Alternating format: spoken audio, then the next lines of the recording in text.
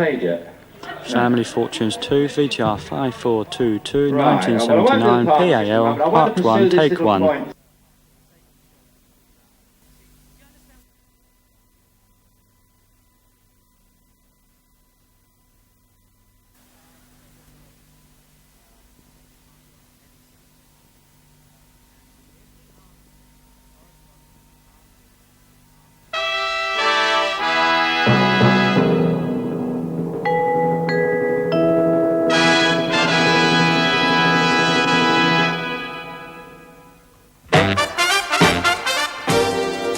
It's Family Fortunes. With the Killeen family from Birmingham, Harry, Michael, Janet, Pamela and Mandy. And the Price family from Wales, Dave, Barbara, David, Dave and Irene. All here to play Family Fortunes. And here is your host, Bob Monkhouse.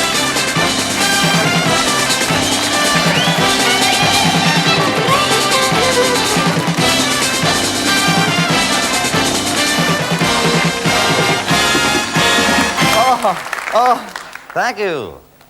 Your applause has been recorded and will be sent on to less fortunate stars. We have a beautiful audience here today. We have a game called Family Fortunes. We have two families, one of whom has a chance of playing for £1,000. The families know all the rules, and they'll be coming to us from all over the United Kingdom. And, of course, I'm going to ask the families questions that have already been asked of 100 people in every walk of life, all ages, all trades, all professions, all areas, all sexes. That's male, female, and convertible, I suppose. Our game depends upon these answers, and these answers are all loaded into Mr. Babbage. Mr. Babbage is our computer. We call him that after the great Charles Babbage, who invented the first computer in 1843, but couldn't get the parts. The computer cost nearly as much as the suit, which cost half a brick through Burton's window. All right, so I was robbed. I'm going to throw it back tomorrow for a fitting. Let's meet the Price family.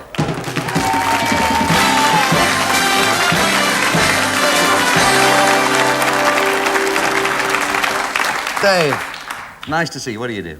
I work in electronics, Bob. Well, you don't mind if I make a little joke about your job, do you? No, I don't mind. What do you do in electronics?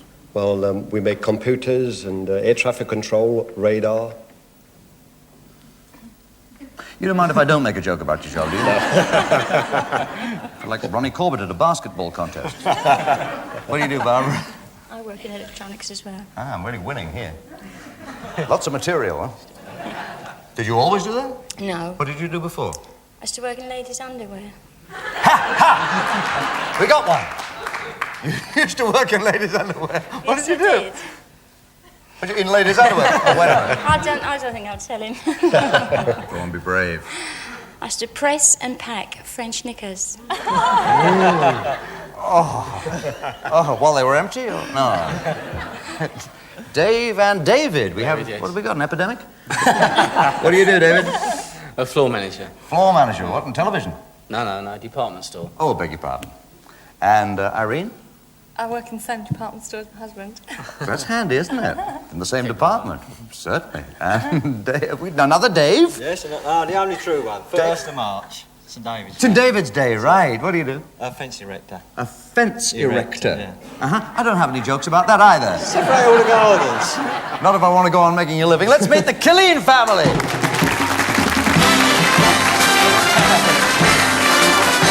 Nice to see you. Harry Killeen. What do you do, Harry? Well, I'm a redundant car worker, but... Aren't they all? Introduce us to your family, please. Well, this is my son, Michael, Bob. Right. And then there's 3 daughters, Janet, Pamela and Mandy. I'm delighted to meet you. What do you do, Mike? I'm a stores manager, Bob. A what? Stores manager. Stores manager. And who do you manage here, Mike? Who belongs to you? She's in the audience. Now I meet Harry's daughters. Janet, what do you do? I'm a sewing machinist. So you are. Lucky you got that right. No money yet. See how you go. Pam? I'm an office cleaner, Bob.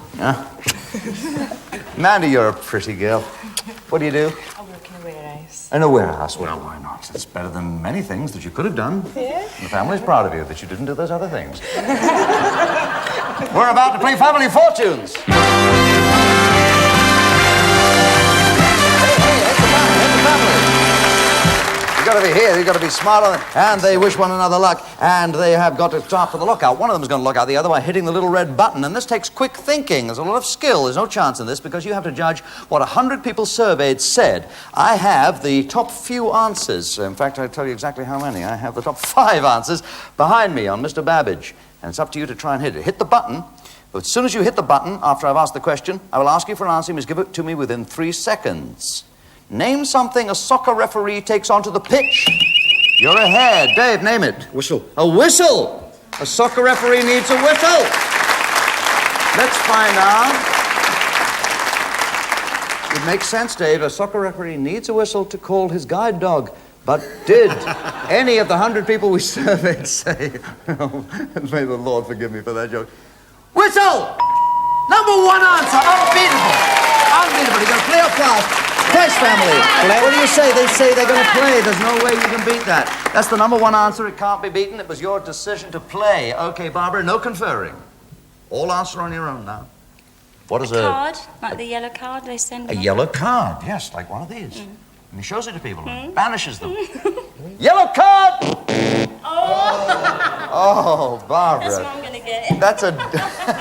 That's not a yellow card, darling. That's a duck. You're allowed 3 of those. And then the chance to steal goes to the Killeen family. David, name something a referee takes with him on the pitch. I'd say a notebook. Well, he has to have a notebook. Certainly. I don't know much about football. I thought... Oh, you don't either. For years, I thought tactics were those little peppermints you get in a plastic box. Can we see a notebook? Yes, we can. 9 people said notebook. 2 answers down. 3 to go. From your judgment of the British public, Irene, what do you think the people said when we said, name something a soccer referee takes onto the pitch with him? Football. Why not? Comes in handy for the game, you know. I have a football signed by the entire Irish team. The autographs are on the inside. Can we see a football? There's the ball. 3 people said that. Answer number 5. 83 points are in the bank. Dave, that 83 points don't belong to anybody, not unless you can give me the correct answers for, say, number 3 or 4. Well, he must have a watch, mustn't he? You've got to have a watch. You're flying all day, Watch the time. Yes. The referees have to watch the time, you see. The manager's usually doing time. A watch! Yes, stopwatch. 7 people said that. Only 1 more answer to go. Dave, give me the answer if you can. A pencil. A pencil. He's got to write in the notebook. How can he write in the notebook if he hasn't got a little lead in his pencil? Let's find out if the referee has got a pencil! 2 ducks. Killeen family, get ready to steal. Confer on your answer, because if we get 3 ducks over here, you get a chance to take that 90 pounds. Barbara, what else does the referee take? Give me the answer that remains, number 4, if you can. What do the people say? Ordinary people in the street when we say, you see the answers they gave, there's only 1 remaining. The referee. Flag? A flag? Well, you might have to stop a train. No. He might be patriotic. No, you say, them a sponge. Doesn't sneak in an extra answer. He wipes down when I'm over. All right, a spongy flag. Will you settle for that? A wipey, spongy flag! No! Your chance to steal the 90 pounds there. What's your answer? Coin, Bob. A coin. A coin. If it's there. If coin is number 4, you get the 90 pounds plus the score value of the word coin. If it isn't there, the 90 pounds goes to the Price family. Here it is, or it isn't. Coin. Yes!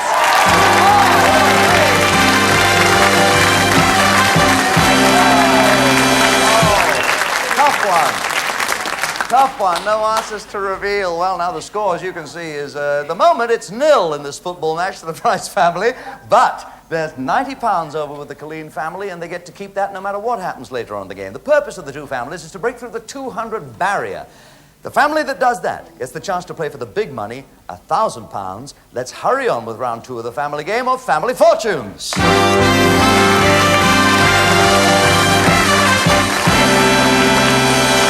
Well, there's a little romance starting up there. 100 people surveyed. The top 5 answers, the top 4 answers. Lucky I noticed that. The top 4 answers are on the board.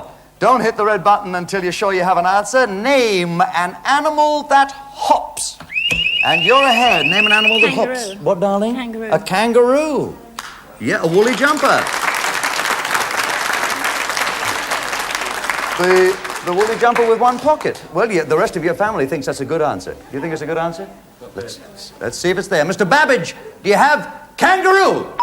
Number 1 answer, 73 people on the 100 to kangaroo. Now, consult your family. Prices, do you want to play or pass? Yeah, that's a play. Yeah. They want to play. They want to play. Okay. 3 more answers. It was your decision to play, David. Right, I'd say a flea. A flea. Flea. A flea hops. This is a man who knows, obviously. A flea hops. You know, you can get rid of fleas on a dog if you soak them in whiskey and sand, because the fleas get drunk and kill each other throwing rocks. That's like a joke. Let's see if it's there. Did any of our 100 people say flea? Yes, 3 of them did. Irene, name... This is the question we asked. We said, name an animal that hops. Now, you've already heard flea. See, people don't always answer the way you think they will. You would have thought they'd have waited for insect, but the public said flea. What else did they say? Grasshopper. A grasshopper, which is also an insect. But we said animal, and they said flea, so they could easily have said a grasshopper. No, they didn't say that. They didn't say that. Judgment of the British public is called for. Cricket. A little cricket, little insect. Let's see if it's up there. If it's up there, you'll be smiling. Cricket! 2 ducks. Oh, 1 more duck. And Killeen family, you get a chance to steal the £76. Start conferring, because you want an answer between you. Dave, name an animal that hops. A frog? A frog. A froggy with a wooing go. A frog. Little creature, he hops on, he hops off, and then croaks. It's a lousy life. Frog! Yes! Good man. 4 of our 100 people surveyed said frog. There's only 1 answer remaining. Can you give it to me, Bob? A rabbit. A rabbit, a little bunny. You show me a rabbit that's never been out of doors, and I'll show you an ingrown hair. A rabbit! Yes!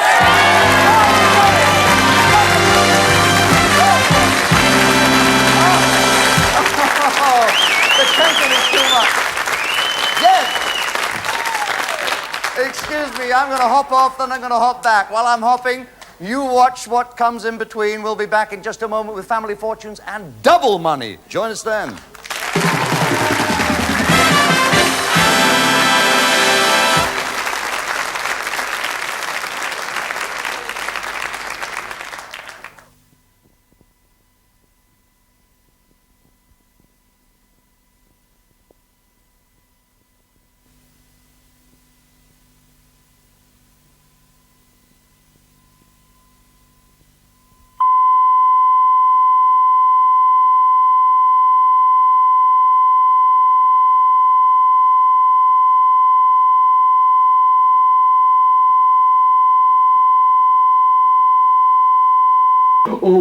Family Fortunes 2, VTR 5422, 1979, PAL, Part 2, Take 1.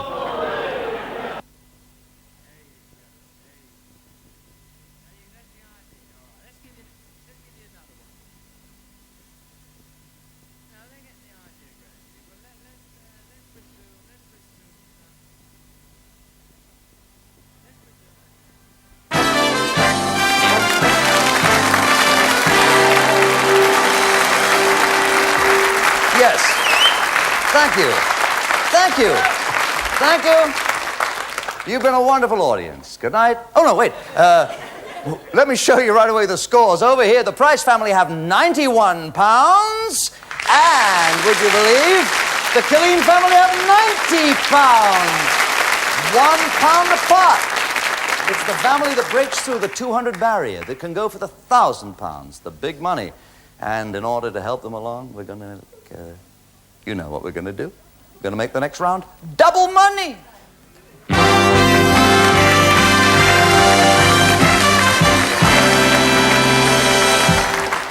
Hands on the blue broad loom, please. First person to hit the button gets a chance to answer the question. Make sure you have an answer before you press that button, though. Double points. Every answer we got from the 100 people surveyed is doubled up to give you twice the pound value. Top 4 answers are on Mr. Babbage, our computer. Give me a reason for which people undress. Give me a reason for which people undress. Go to bed. Have you seen Patrick Moore lately? Don't tell me he undresses in those suits. Bed! Number 1 answer. Oh, you can't beat number 1. Ask your family, you going to play or you going to pass? Yes. They're going to play, they're going to play. They have the right to decide because they got the top answer, which is unbeatable. Because 86 of the 100 people surveyed said go to bed. You undress to go to bed. Now, can you give me the other 3 answers that they gave me? Irene, give me one. Swimming. Go swimming. To go swimming, certainly. Yeah. That's pretty good. Good. I got in the bath in my jeans to make them shrink. When they dried, they were really tight. Crossed my leg, I was on the critical list for 5 minutes. Can we see swimming? Yes, we can. 28 people said swimming. David, names what? Sunbathing. Sunbathing. Let's find out if it's there. Do people undress to go sunbathing?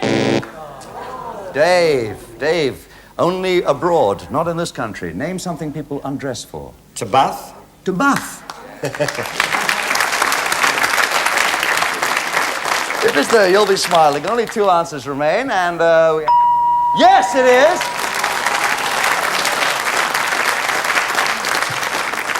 One more and you'll have it. What do they undress for? Now, Barbara, get your mind out of the gutter. Or else put it in the gutter. I don't know. I don't know the answers. 100 people were asked. Now, you know the British public. It's up to you to use shrewd judgment to tell me what they said. What do you take your clothes off for? Examinations. Gosh, you have a pure mind. Examinations! 2 ducks. Enough to start a duck farm. Get ready to steal, Killeens, because if another duck comes up from the prices, it could be your chance to win. Name something people take their clothes off for. David, think loose. Imagine what the public would say. That's the important thing, to use your skill in judging what people said to us when we asked them that question. Did you take your clothes off for what? Come on. To buy new ones. To change. If changing clothes is up there, you're okay. If it isn't, you get a 3rd duck and the chance to steal goes to the Killeens. Can we see changing clothes? You can't. We can't. Now, the money in the back is £176. Added to the 90 would take you through the 200 barrier. Have you conferred? Have you got an answer? Give it to me quickly, please. Agree on it. What do you take your clothes off for? If you give me a wrong answer, if it isn't there, the money goes to the Price family. Give it to me, Harry. Go on. It goes to the doctor. We've had medical examinations. And we've had... Well, to make love. To make love. Here's a man.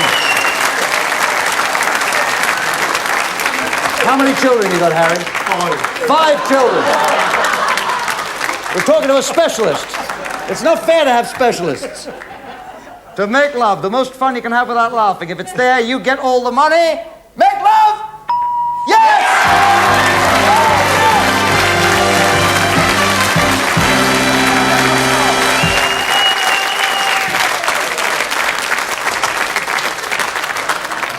You get £91 prices. You also get a photograph of me, which is worth more than £91. Or less. Dave, you've been a super family to work with. Thank you very much. Great to play with you, Barbara. I wish I had. And David, Irene, and Dave. Thanks very much. Travel safely back. Have you decided which 2 members are going to play? Right, front and center, you're going to play for the big money. Front and center for the big, big money. And this is what really counts, because if Janet and Michael can break through the 200 barrier, they not only keep the £266 they've won through their efforts, they will also get £1,000. I have 5 questions. We've surveyed 100 people with each of them. Who's going to play first? You're going fight. You come right next to me, Michael, and you go off there, little Janet, and we will put a blindfold and headphones. Headphones which will be playing Max Bygrave's latest single, which is going like wildfire. Everybody's burning it. Okay, this is the fast money. You have 15 seconds to answer these 5 questions, so let's have the clock on the screen. 2 zeros, which will go up to 15 seconds, at which time you will have run out of time. Are you ready? Yep. The clock won't start till I finish the first question. Give me the name of a musical instrument that you blow. Trumpet. Name something stored in a tin in the kitchen. Tell you. Quiet, please, audience. Name a living thing that has a shell. Oyster. Name a command you give to a dog. Seat. Name a famous golfer. Ah, we ran out of time before we got to the golfer, which means we'll have a 0 on that. Well, now, you see how difficult it is to think fast and think along the lines that you believe the average person in the street would be thinking. We have waited a moment so that Mr. Babbage, our computer, can absorb all the answers you gave us. Now I'm going to turn you around and show you the answers and just what they add up to out of 100 people surveyed. Those percentages are very important to you, Michael, because your aim is to get to at least 100, to get halfway to the 200 barrier that you hope is going to be broken by Janet. We said, give me the name of a musical instrument that you blow. You said, trumpet. Our survey said, 36. That's a great answer. We asked you to name something stored in a tin in the kitchen. Despite efforts to help you by the studio audience, you said, tea. Our survey said, 50.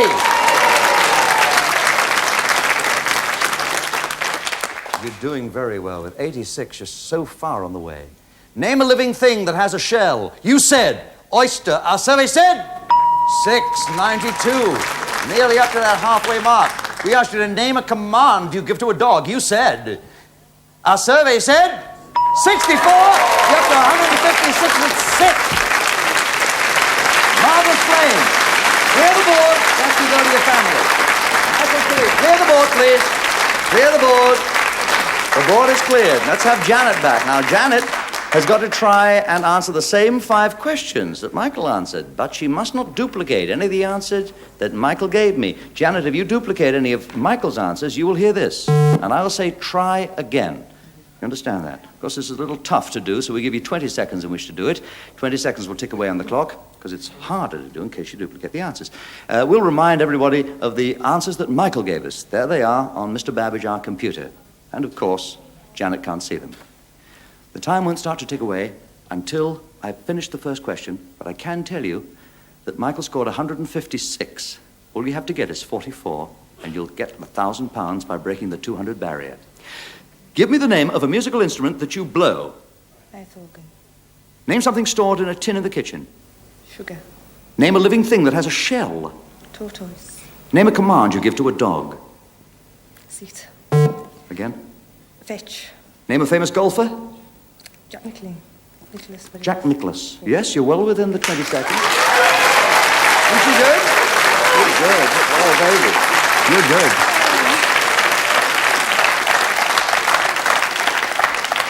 Those are the answers that we got from Michael.